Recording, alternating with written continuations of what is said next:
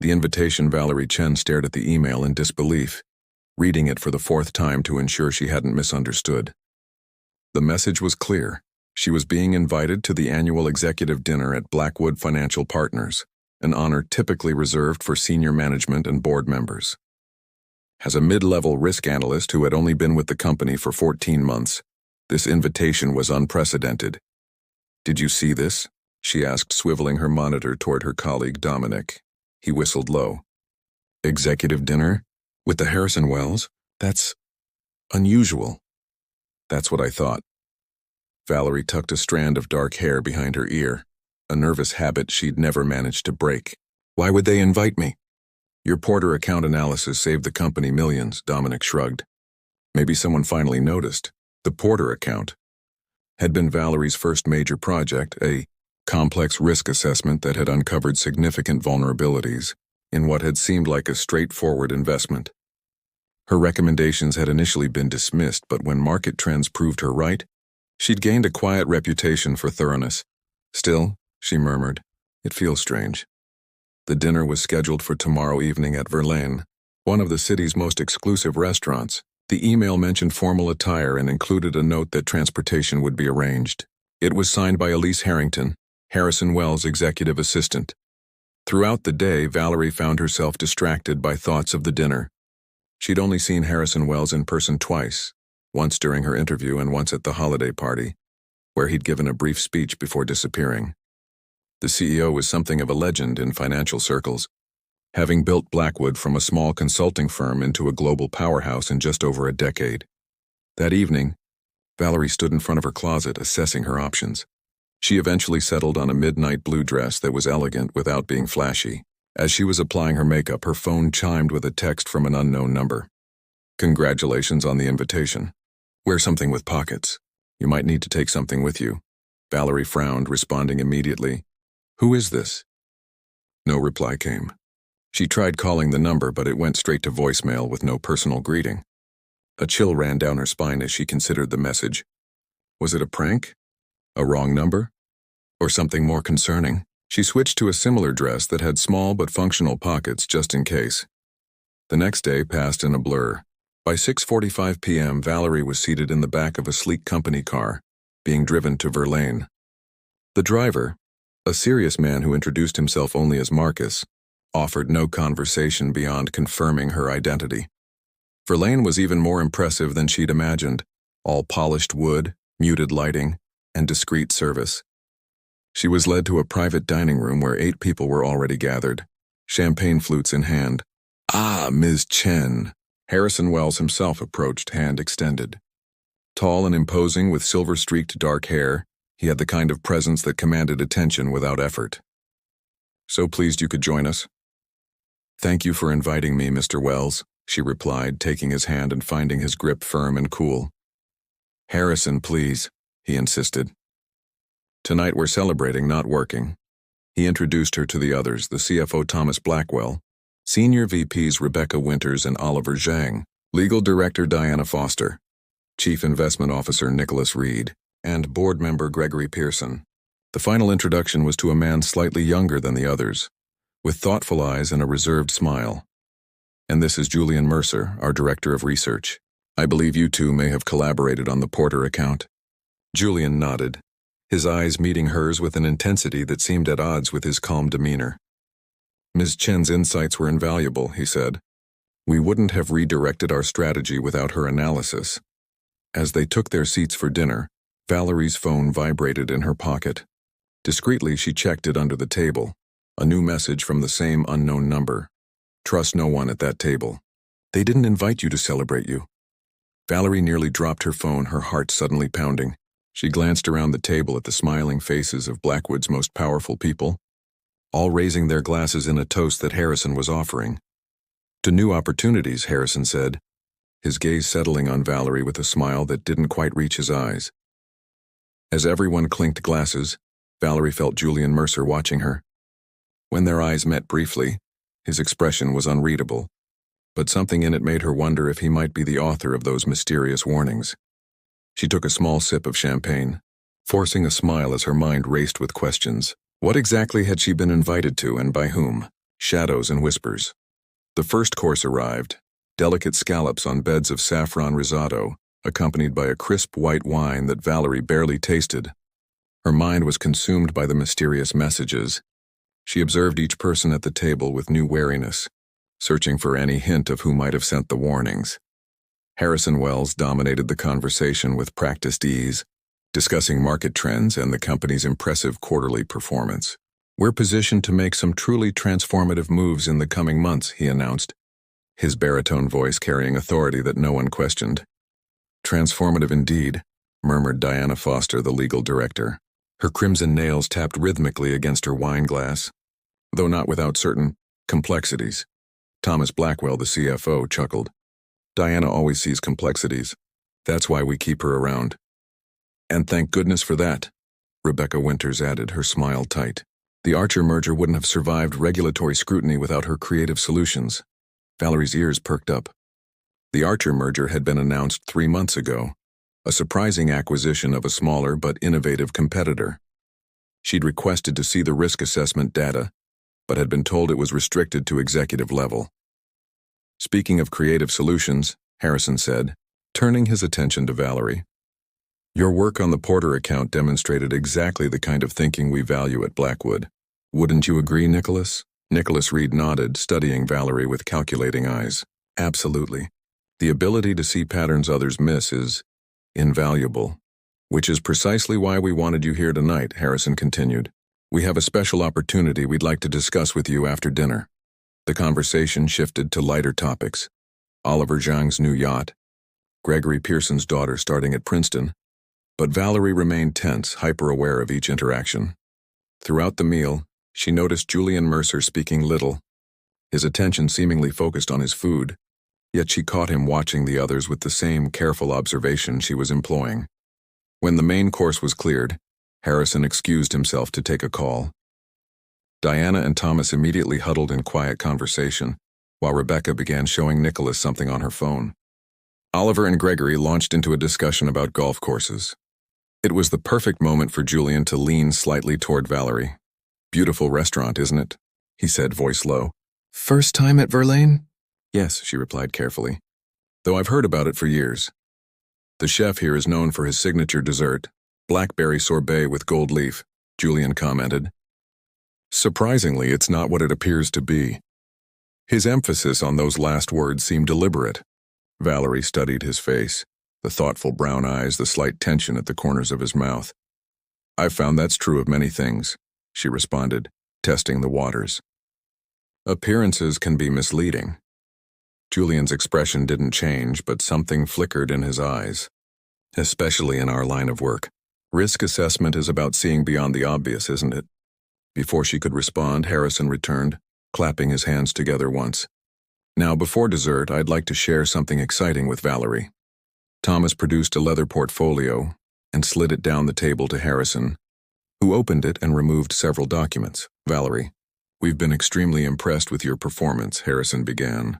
"So much so that we're offering you an opportunity to join a select team, working directly with senior leadership on our most sensitive projects." Rebecca beamed at her. "It's quite unprecedented for someone at your level. A real testament to your talents. The position comes with a substantial salary increase, of course," Thomas added, "plus equity options." Diana slid a document toward Valerie. "It does require this additional confidentiality agreement, standard procedure for anyone joining the executive circle." Valerie looked at the document, much thicker than a standard NDA. Her phone vibrated again. Casually, she shifted in her chair, using the movement to check the message. "Don't sign anything. Ask to review it overnight. Look at page 17, section 4B.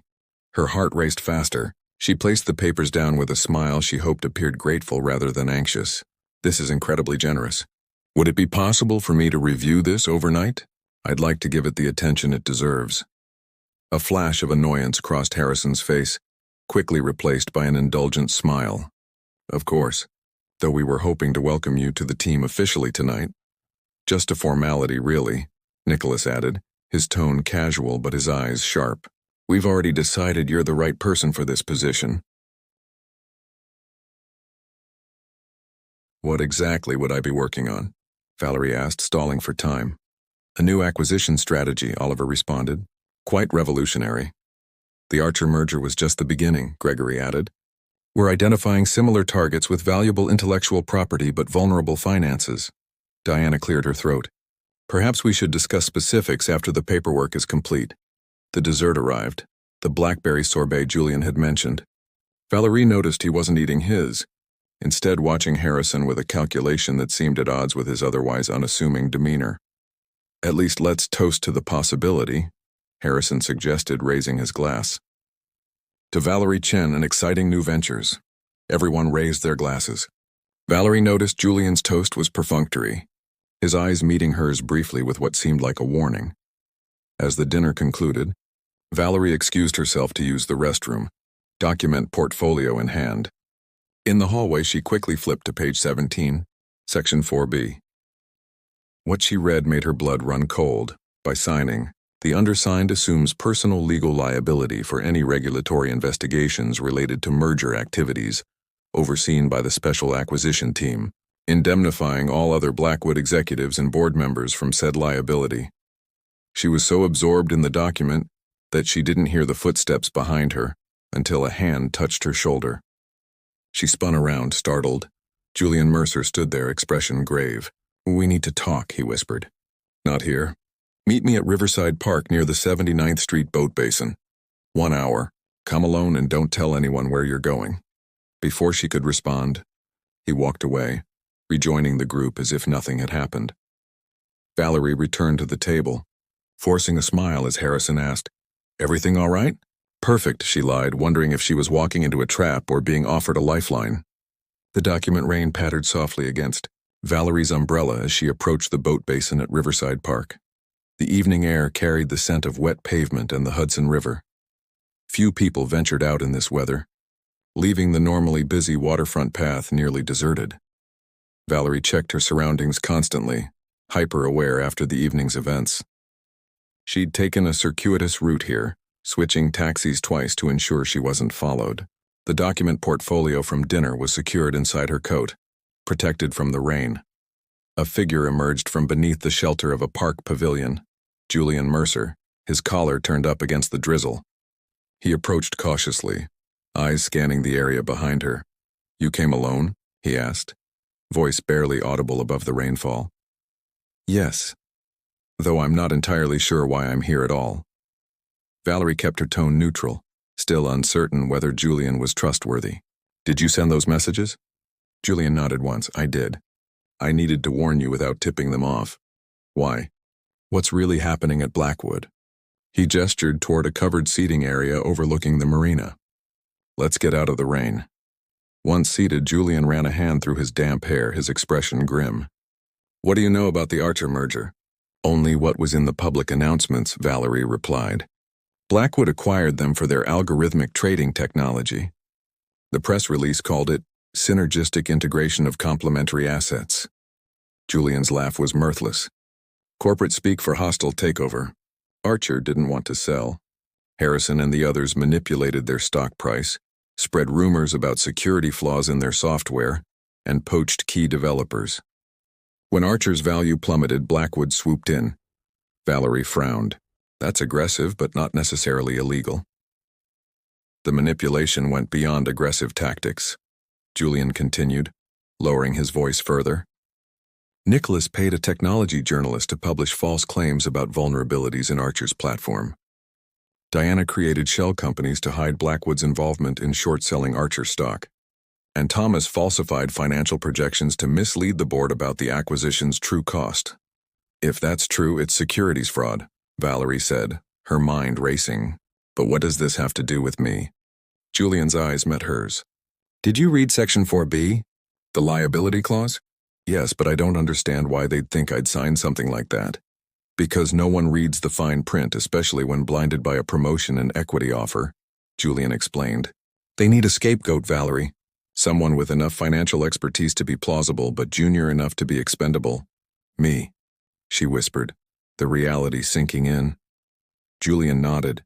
"The SEC has opened a preliminary inquiry into the Archer acquisition. Nothing formal yet, but Harrison got tipped off by a contact. They're planning more acquisitions using the same tactics, but they need insurance in case things go wrong. And that insurance is my signature on a document making me legally responsible. The cold calculation of it made Valerie's stomach turn. But why warn me? You're part of the executive team. Julian's expression darkened. I was brought in after the Archer deal was done. At first I thought the merger was legitimate, aggressive but legal. Then I found discrepancies in the research data, financial models that had been altered, risk assessments that disappeared. He pulled out his phone, opened an encrypted file, and showed her a series of documents. I've been gathering evidence for weeks. What they did to Archer was just the beginning.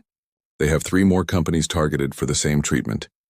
Valerie studied the evidence, internal emails, doctored financial reports, messages between Harrison and Nicholas discussing how to manipulate stock prices. The scope of the fraud was breathtaking. Why me? She asked again. Out of all the analysts, why target me specifically? Your Porter account analysis, Julian replied. You demonstrated exactly what they don't want. Someone who sees patterns and isn't afraid to flag concerns. You were becoming too perceptive, too thorough. Better to co-opt you than risk you uncovering their schemes. He hesitated, then added, also, you're perfect demographically. Young female, first-generation American. If the scheme collapses, Harrison can paint you as an ambitious outsider who cut corners to advance. The financial media would eat it up.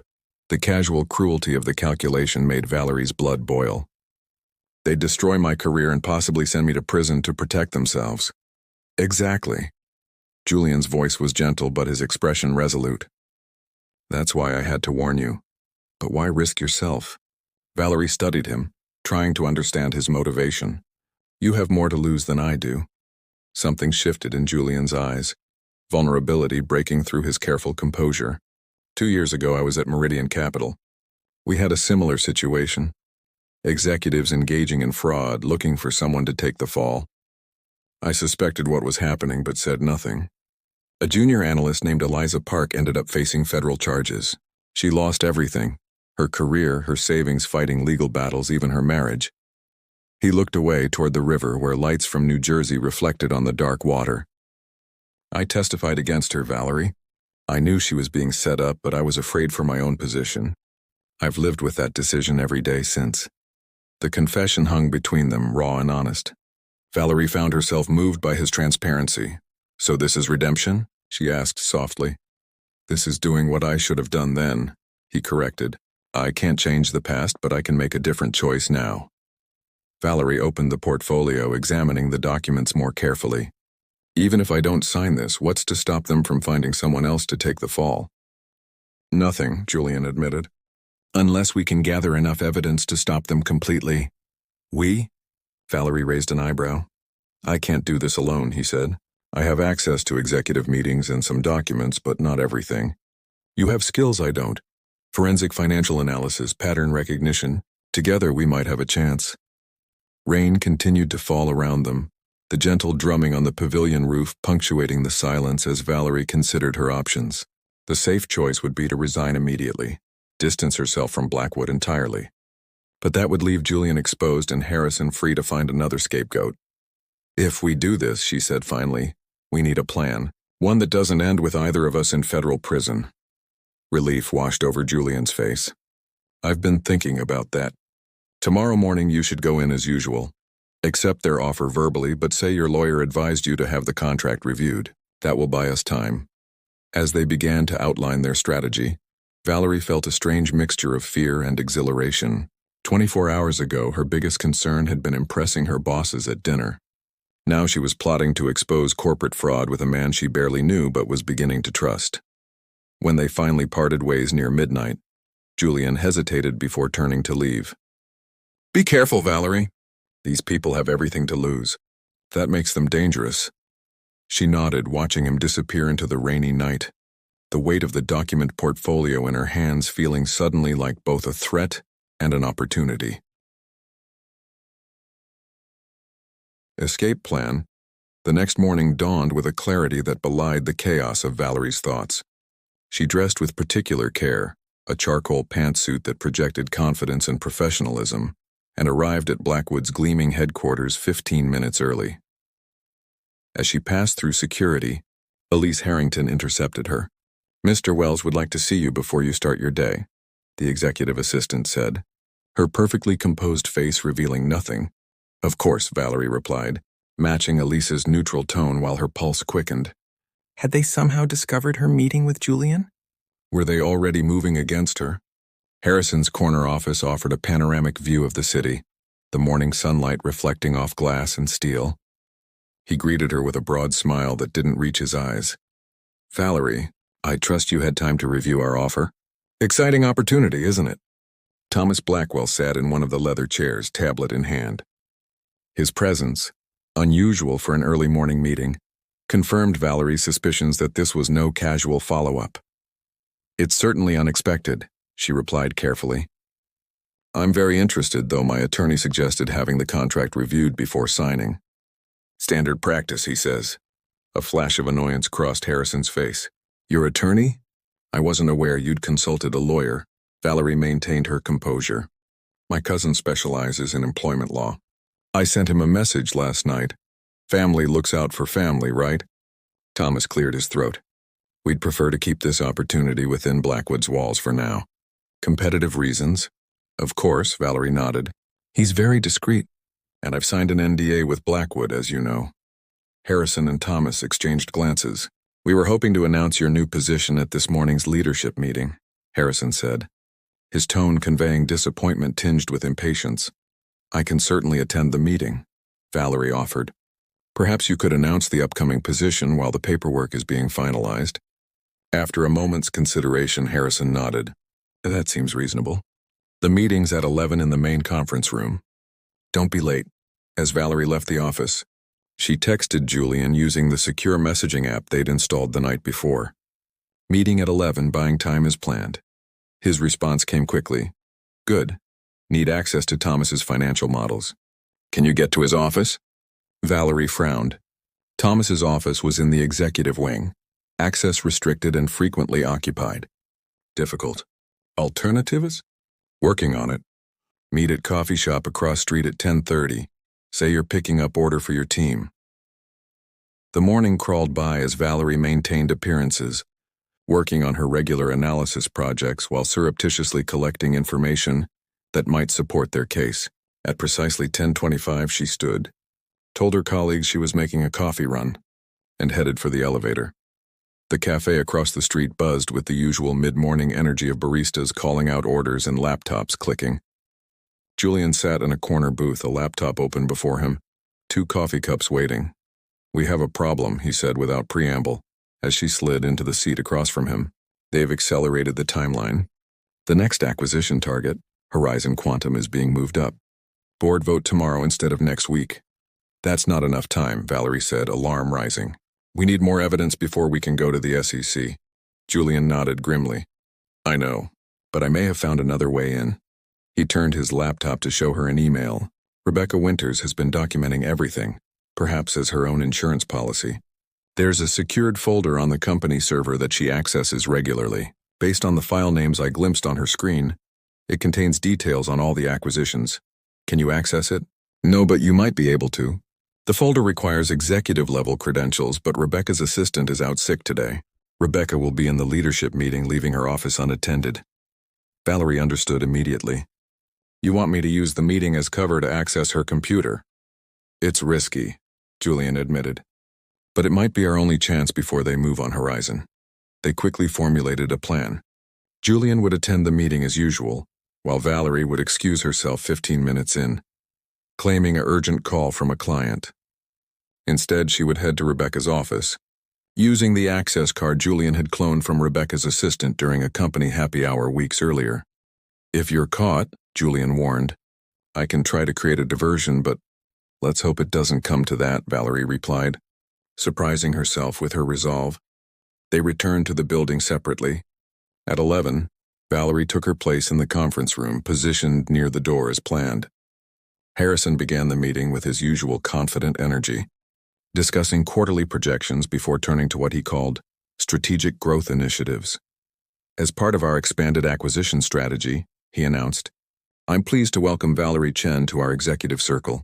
She'll be joining the special projects team effective immediately, bringing her exceptional analytical skills to our most sensitive work. Applause filled the room. Valerie smiled appropriately, hyper-aware of Julian across the table, his expression professionally interested but eyes alert. Thomas handed Harrison a stack of documents. The acquisition plans for Horizon Quantum, Valerie presumed. 15 minutes into the presentation, Valerie's phone buzzed. Julian's signal. She glanced at it, feigning concern, then whispered to the person beside her that she needed to take an urgent call. With an apologetic nod to Harrison, she slipped out of the room. The executive wing was quiet, most of its occupants in the meeting. Using Julian's cloned access card, Valerie entered Rebecca's office, heart pounding. The space was immaculate. Glass desk, minimalist furnishings, a wall of awards and credentials. Rebecca's computer sat unlocked. She'd left in a hurry when Harrison called an impromptu pre-meeting. Working quickly, Valerie located the secured folder Julian had described. It required a password, but Julian had prepared for this, having observed Rebecca entering it previously. Athena $2010 gained Valerie access to a treasure trove of files, emails, financial models, strategy documents, all meticulously organized and damning in their content. She inserted the encrypted flash drive Julian had given her and began copying files. A document labeled Acquisition Strategy Legal Contingencies caught her eye. Opening it, she found detailed plans for creating plausible deniability for the executive team, including the specific language of the liability clause she'd nearly signed.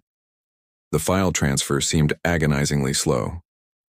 Valerie kept glancing at the door, expecting interruption at any moment.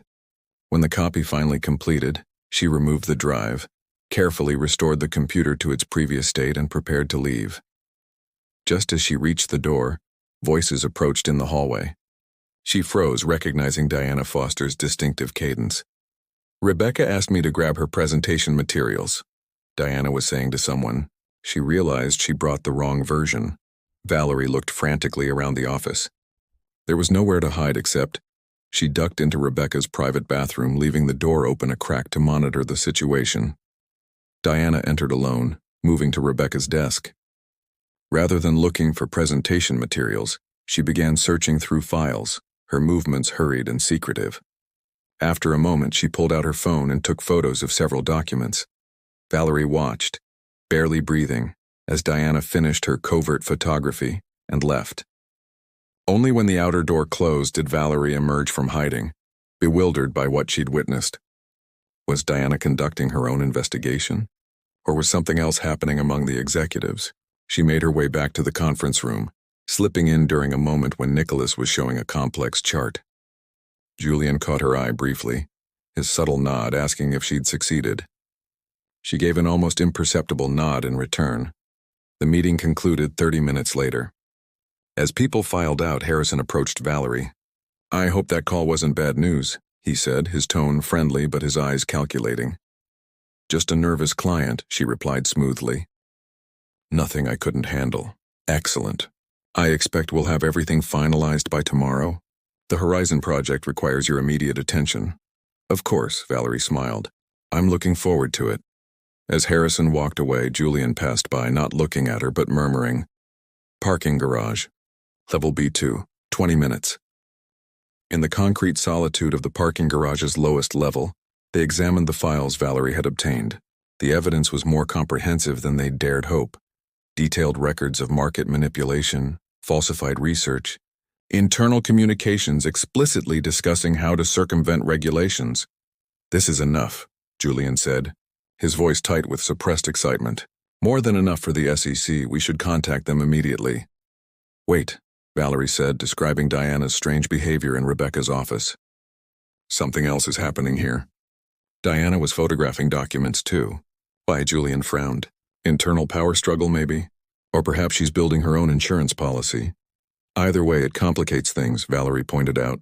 If we move too quickly, we might miss part of the picture. They debated options, finally agreeing to prepare their evidence for the SEC, but wait until after tomorrow's board meeting before making contact. The meeting would reveal whether Horizon was truly the next target, and might provide additional insights into the dynamics among the executives. As they prepared to part ways, Julian hesitated. "Valerie, thank you for trusting me, for taking this risk." The gratitude in his eyes stirred something unexpected in her. a connection forged through shared danger and purpose. On impulse, she reached out and squeezed his hand. "We're doing the right thing," she said softly. "Whatever happens tomorrow." The touch lingered between them, a moment of human connection amid the clinical concrete and fluorescent lighting of the garage. When they finally separated, Valerie felt the absence of his hand in hers with surprising acuteness. She drove home in the gathering dusk, the encrypted drive secure in her pocket, wondering how a dinner invitation had cascaded into corporate espionage, potential whistleblowing, and the beginning of something that felt dangerously like more than professional alliance with Julian Mercer. Tomorrow would change everything, for Blackwood, for Harrison's schemes for her career, and perhaps for her and Julian as well. Truth and Consequences morning arrived with the weight of inevitability. Valerie dressed in a navy suit that felt like armor, the encrypted drive containing their evidence tucked into an inside pocket. The board meeting was scheduled for 2 p.m., the moment when Harrison would secure approval for the Horizon Quantum acquisition. Unaware that his carefully constructed schemes were about to unravel, Julian called as she was leaving her apartment. "Change of plans," he said, his voice tense. "Harrison moved the meeting up to 10 a.m. We need to act now." "Why the sudden change?" Valerie asked, already redirecting her route to the SEC offices instead of Blackwood. "I don't know, but it can't be good. Rebecca called in sick today, and Diana arrived with external counsel. Something's happening." Valerie felt a chill. "Do you think they suspect us?" "Possibly. Or the internal fractures are worse than we thought." Julian paused. "I'm heading to the SEC now with copies of everything." "Can you meet me there?" "On my way," she confirmed, hailing a taxi. The SEC regional office occupied several floors of a federal building downtown. Julian was waiting in the lobby, his usual composed demeanor strained by evident tension. Together they approached the reception desk, requesting to speak with someone regarding securities fraud at Blackwood Financial. After 30 minutes of bureaucratic processing, they were ushered into a conference room where two serious-faced investigators introduced themselves. "As Special Agents Patel and Rodriguez, we understand you have information regarding Blackwood Financial Partners," Agent Patel began, her expression neutral but attentive. Julian took the lead, outlining what they'd discovered: the market manipulation, the fraudulent acquisition tactics, the attempt to create a scapegoat. Valerie provided the technical details, explaining how financial models had been falsified and regulatory filings misrepresented. Agent Rodriguez examined the files on the drive carefully. "This is substantial evidence," he acknowledged. "But why bring this forward now? The Archer acquisition happened months ago." "Because they're about to do it again," Valerie explained. "The board is voting this morning on acquiring Horizon Quantum using the same tactics." The agents exchanged glances. "We'll need to move quickly," Agent Patel said, rising. "I'm going to bring in our securities fraud team. Please wait here." As the agents left, Julian checked his watch. The board meeting started 20 minutes ago. By now, they've likely noticed we're both absent. Valerie's phone buzzed with a text from Dominic. "Where are you?" "Wells is looking for you. Seems angry." Before she could respond, the conference room door opened. Agent Patel returned with her supervisor and 2 additional investigators. For the next 2 hours, Valerie and Julian provided detailed statements, walking through the evidence methodically. "Based on what you've provided," the supervisor finally said, "we have sufficient cause to act. Agents are being dispatched to Blackwood now with a warrant to secure documents before anything can be destroyed." Julian looked relieved, but Valerie felt a strange hollowness. Despite the corruption they'd uncovered, Blackwood had been her professional home. Many innocent employees would be affected by what was about to happen. "What happens next?" she asked. "We'll need both of you to remain available for further questioning," Agent Rodriguez explained. "There may be formal depositions required as the investigation proceeds." As they left the federal building, Julian's phone rang. He answered, listened briefly, then turned to Valerie with wide eyes. "That was my contact in the executive office. The SEC just arrived at Blackwood. But here's the twist. Diana Foster was already meeting with them when they arrived. She brought her own evidence. Diana." Valerie remembered the legal director photographing documents in Rebecca's office. "She was building a case too?" "Apparently. And that's not all." "The board meeting this morning?" "It wasn't about Horizon. Rebecca Winters brought evidence against Harrison, Thomas, and Nicholas. accusing them of embezzling from the company through falsified expense reports and hidden fees on acquisitions. Valerie stared at him. So while Harrison was running one scheme, his own executives were running another and documenting the first as leverage, Julian finished. Corporate politics at its finest. They found a quiet cafe where they could process this new information. Valerie ordered tea she didn't drink, watching the steam rise as she contemplated the implosion of Blackwood Financial. "What will you do now?" she finally asked Julian. He looked out the window, his profile thoughtful. "Testify when needed. Look for a position with a company that values ethics over profits." "You?" "The same, I suppose," Valerie replied, "though my resume now includes whistleblower, which might complicate the job search." Julian's eyes met hers. "No regrets?" "None," she said firmly. "They were willing to sacrifice my future to protect their fraud. I couldn't let that stand." Something shifted in Julian's expression. Admiration, perhaps, or something deeper. "When I sent that first warning text, I wasn't sure you'd even believe me. Most people would have dismissed it as a prank." "Something about it felt genuine," Valerie admitted. "And at the dinner, you were the only one who seemed different from the others. Less polished, more authentic." A hint of a smile touched his lips. "Less polished? I'm not sure that's a compliment." "It is," she assured him. "In a room full of perfect facades, sincerity stands out." Their conversation was interrupted by both their phones chiming simultaneously. Breaking news alerts announced that trading of Blackwood Financial shares had been halted, pending an SEC investigation. The headline mentioned allegations of securities fraud and executive malfeasance. "That was fast," Julian murmured. "By tomorrow it'll be everywhere. Do you think Harrison and the others will face criminal charges?" Valerie asked. "Almost certainly. The evidence is overwhelming." Julian hesitated, then reached across the table to take her hand. "Whatever happens next, I want you to know how much I admire what you did. You risked everything based on a warning from someone you barely knew." Valerie looked at their joined hands, feeling the warmth of his palm against hers. "We risked everything," she corrected. "You could have stayed silent, protected your position. Instead, you chose to do the right thing, despite the cost. Perhaps we can face whatever comes next together," he suggested, his voice careful as if testing uncertain ground. 3 months later, Valerie stood in a different restaurant, smaller, warmer, less pretentious than Verlaine. Through the window, she could see Julian approaching, a newspaper tucked under his arm. He smiled when he saw her, the genuine warmth of it still new enough to quicken her pulse. "Have you seen the news?" he asked, sliding into the seat across from her and unfolding the paper. The headline read, "Former Blackwood executives indicted on multiple charges of securities fraud." "Justice moves slowly, but it moves," Valerie observed. "Speaking of moving," Julian said, his expression turning serious. "I've been offered a position with the Financial Ethics Commission. It would mean relocating to Washington." Valerie felt a momentary pang. Their relationship, still in its early stages, had been a bright spot amid the chaos of the past months. Both had found new positions, she with a smaller, more ethically focused investment firm, and had been called to testify multiple times as the Blackwood case progressed. "That's a perfect role for you," she said sincerely. Julian reached for her hand, a gesture that had become familiar between them. "I'd like you to consider coming with me. Not just because of us, though that's certainly part of it. Your experience and insights would be invaluable to the Commission's work."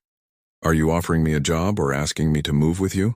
Valerie asked, a smile playing at her lips. "Both," he admitted. "Is that terribly presumptuous after only 3 months?" Valerie considered the journey that had brought them here. From a mysterious warning text to testifying before federal investigators, from professional allies to something much more personal. Not presumptuous, she decided, just unexpected, like most significant things in life. Outside, rain began to fall softly, reminding her of that night in Riverside Park when they'd first plotted to expose the truth. So much had changed since then. Blackwood Financial was undergoing restructuring under new leadership.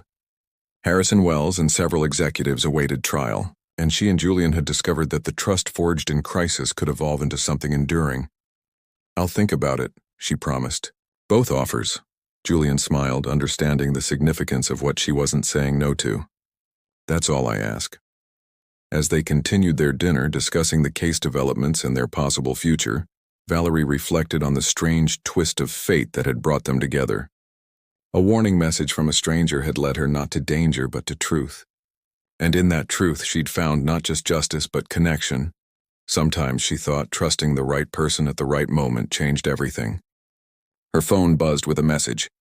She glanced at it, then smiled. It was from Julian, sitting right across from her. "Still glad you trusted that mysterious text?" She looked up, meeting his eyes with certainty. "Best decision I ever made."